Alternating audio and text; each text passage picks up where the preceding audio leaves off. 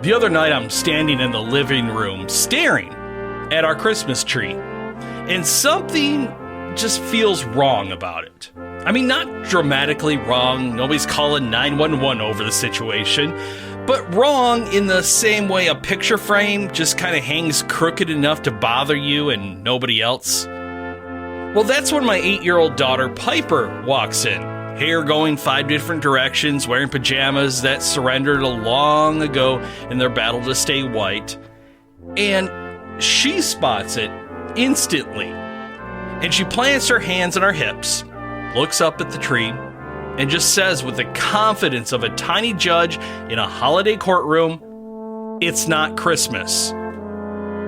And that's all she gives me. A single line, dropped like a gavel.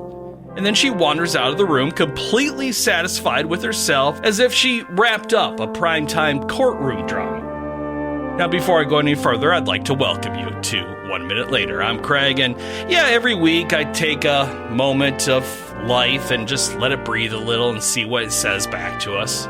So, all right, back to the star that wasn't there. So here's the part I wish didn't sting quite as much. Piper was right.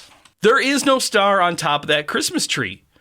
The old one broke last year, and my wife Jen and I promised each other we would replace it, but an entire year unfolded, chaotic, busy, loud, and the star quietly slipped off the to-do list.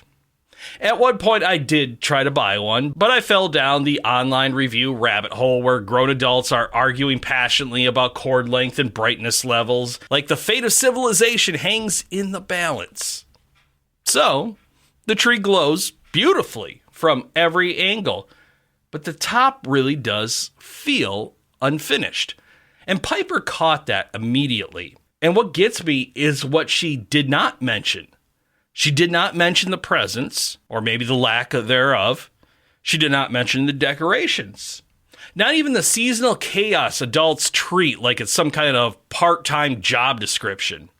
She wanted the star, not the ornament, but the symbol, the anchor in the story. So now I'm thinking about the original star, the one over Bethlehem, and how we've tried so hard to polish that whole story over the years. I mean, we sing about calm nights and bright skies and silent moments that sound kind of like a spa commercial for shepherds. But the real story, well, that sits inside tension from the very first scene. Think about it. Mary is giving birth, far from home.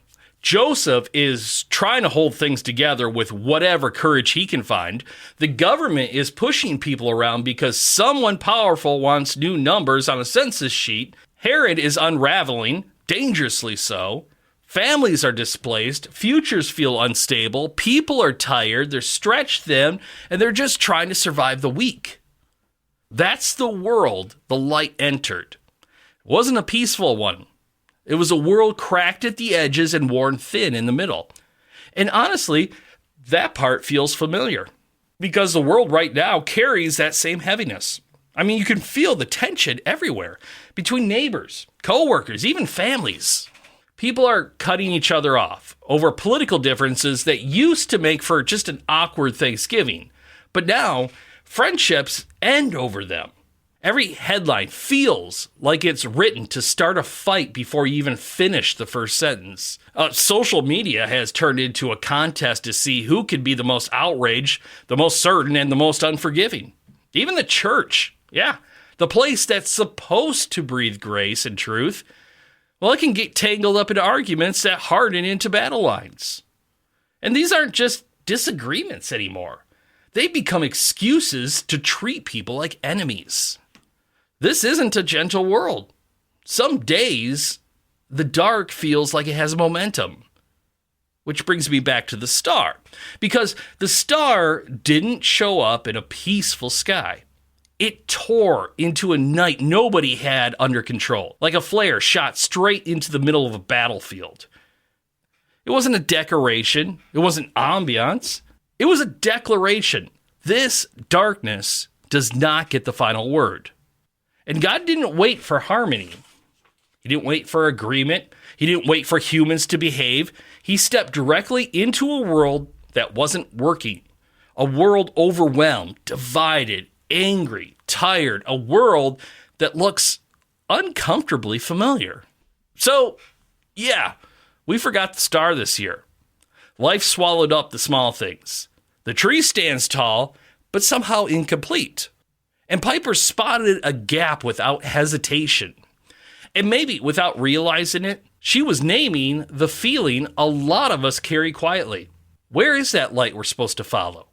Because everything feels a little bit darker than it should. But the good news is, the light doesn't depend on our tree or our readiness or our ability to hold it all together.